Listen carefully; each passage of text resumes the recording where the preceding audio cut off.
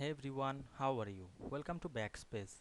In this quick Microsoft Word tutorial, we will learn how to move the cursor below an image in Word easily and correctly.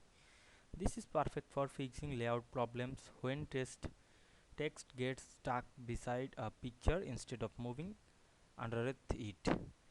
If you are ever instead an image and could not continue typing below it, this tutorial will solve the problem first. So let's get started. At first, go some down and go to the insert menu, click the picture option.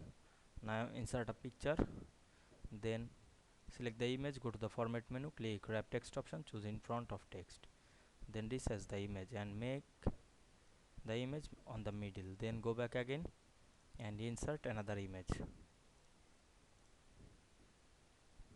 select the image, click the wrap text in front of text.